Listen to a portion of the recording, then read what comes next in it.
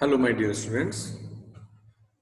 Today, in Label Law second paper under Unit 3rd, we'll talk about the Factories Act 1948 and we'll discuss the health provisions given under Chapter 3 of this Act, the Factories 1948. Health provisions are given under Section 11 to 20 in the 3rd chapter of this Factories Act. This is video lecture number 21. Let's start with section 11.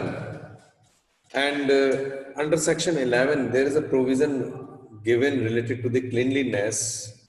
And subsection 1 of this section 11 states that every factory shall be kept clean and free from effluvia arising from any drain, any privy, or other nuisances. And in particular, there are certain clauses given. Clause A, accumulation of dirt and refuse shall be removed daily by sweeping or by any other effective method. And the floor of every work room shall be cleaned at least once in every week by washing, by disinfectants, or wherever it is required, a disinfectant should be used, or by some other effective methods. Then C of this subsection 1, where a floor is liable to become wet in the course of any manufacturing process to such extent as is capable of being drained, effective means of drainage shall be provided and properly maintained. And then under this section 11, subsection 1, clause D, all inside walls and partitions, all ceilings, top of rooms, all walls, sides, and top of passage and staircase shall, where they are painted otherwise than with washable water paint or varnished, where they are painted with washable water paint, be repainted by at least one coat of such paint at least once in every period of 3 years. And where they are painted or varnished, or where they have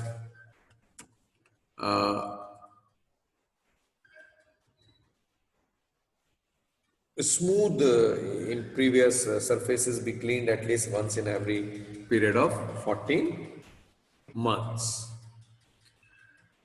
So there is a provision that doors and windows, frames, and other wooden or metallic framework or shutters shall be kept painted and varnished.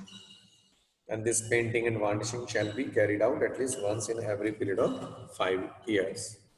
So there are provisions related to the cleanliness under this section 11. Then one important provision related to the disposal of waste and effluent is given under section 12, where the effective arrangement shall be made in every factory for the treatment and waste of effluent due to the manufacturing process. This is subsection 1 of section 12, and subsection 12, subsection 2 of section 12, the state government will make rules prescribing the arrangements to be made under the subsection 1 or requiring that arrangements made in accordance with the subsection 1 shall be approved by such authority as will be prescribed. Under section 13, there are provisions related to the ventilation and temperature, where effective and suitable provision shall be made in every factory for securing and maintaining in means in every workroom, effective and suitable provisions shall be made in every factory for securing and maintaining adequate ventilation in every workroom by the circulation of fresh air as provided in this section 13A. There has to be adequate ventilation by the circulation of fresh air, such a clause B, such a temperature as will secure to workers there in reasonable conditions of comfort and prevent injury to health. And walls and roofs shall be of such material and so designed that such temperature shall not exceed but kept as low as practicable. And where the nature of the work carried on in the factory involves or is likely to involve the production of excessive high temperature, then there should be adequate measures as are practicable shall be taken to protect the workers therefrom. And under this section 13, state government may prescribe a standard of adequate ventilation and reasonable temperature for any factory or class or description of factories or parts thereof, and direct the proper measuring instruments at such places. And under this section 13, subsection 3 states that if it appears to the chief inspector that excessive high temperature in factory can be reduced by the adoption of suitable measures, he may, without prejudice to the rules made under subsection 2, serve on the occupier an order in writing specifying the measures which in his opinion should be adopted and requiring them to be carried out before the specified date. And under section 14, there are provisions for dust and fume where an exhaust appliance shall be applied as near as possible at the point of the origin of the dust, fume or other impurity, and such point shall be enclosed so far as possible. And if any factory, no sanitary as no stationary internal combustion engine shall be operated unless the exhaust is conducted into the open air. And then there is a section 15 under this head, health provisions given for artificial humidifications in respect of all factories in which the humidity of the air is artificially increased. The state government may make rules to prescribe standard of humidification, clause A, and clause B regulating the methods used for artificial increase in the humidity of the air, then directing and prescribed tests for determining the humidity of air to correctly carried out and recorded, then prescribing methods to be adopted for securing adequate ventilation and cooling of the air in the work rooms. So these are the important provisions related to the artificial humidification. And there are other subsections also under section 15, subsection 2, which state that factory in which the humidity of the air is artificially increased, the water used for the purpose shall be taken from a public supply or other source of drinking water.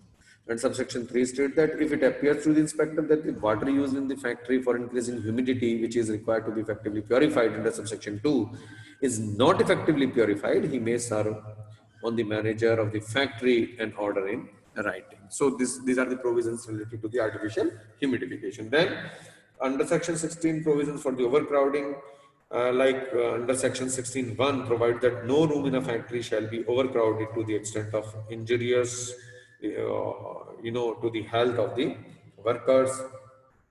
And there are subsections: no room in a factory shall be overcrowded, and as I told you, an extent injurious to the health of the workers employed therein. Subsection 2 states that without prejudice to the generality of subsection 1, there shall be in every workroom of factory in existence on the date of the commencement of this act at least 9.9 cubic meter. Earlier it was 9.9 cubic meter, but now it is at least 14.2 cubic meter for office space for every worker employed therein. And if the chief inspector by order in writing so requires, there shall be posted in each workroom of a factory a notice specifying the maximum number of workers. And the chief, subsection 4 states that the chief inspector may by order in writing exempt such, subject to such conditions, if any, as he may think fit to impose. Then provision related to the lighting given under section 17. And under this section, there are subsections, and subsection 1 states that every part of the factory where workers are working or passing there shall be provided to maintain the sufficiently suitable lighting, natural, artificial, or it may be both.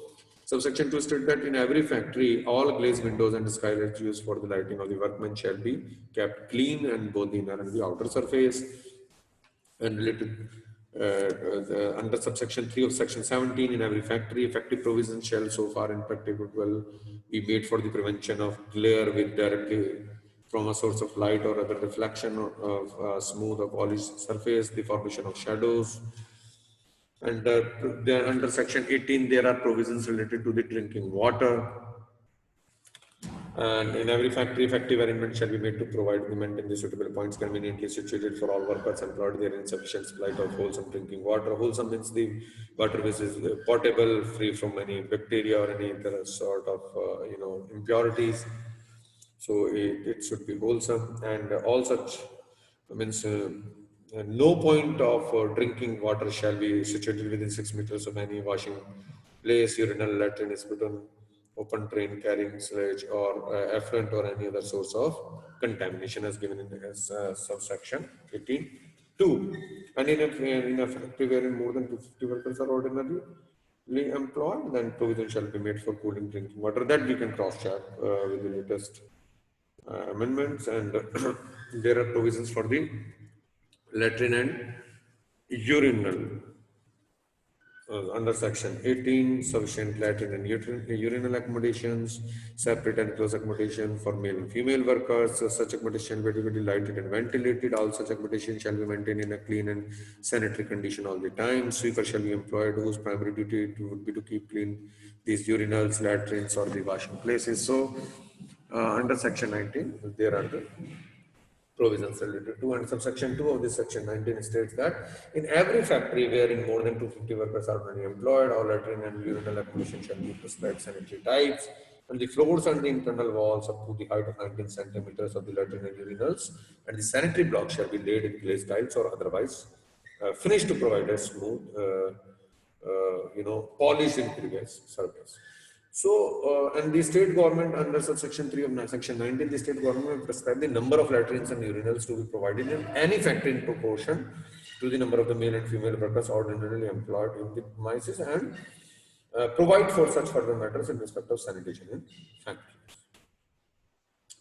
And there are provisions for the students given under section 20 of the Factories Act. In every factory there shall be provided a sufficient number of spitons in the in convenient places, right? And maintain these spitons should be maintained in a very hygienic manner, clean, hygienic conditions. And subsection 2 of section 20 states that the state government may make rules prescribing the type and the number of the students to be provided and their location in factory, and provided for further matters relating to their maintenance in clean and hygienic conditions. And subsection 3 of this section 20 states that no person shall spit within the premises of factory except in the spittance provided for the purpose, and a notice containing the provisions and the penalty for its violation shall be permanently displayed. And means that display should be in a proper places of the, or the suitable places of the premises. And subsection 4 of section 20 states that whoever spits in contravention of subsection 3, what we have discussed right now, shall be punishable with a fine. So these are the provisions given under section 11 to 20 which are related to the health. So these are the provisions, health provisions given under section 11 to 20 under the Factories Act 94. So this is all for today's deliberation, my dear friends. I believe these PPTs and this deliberation will help you just go through this video lecture and take reference of BEAR Act also while you are just going through these provisions. Thank you so much. Have a nice day.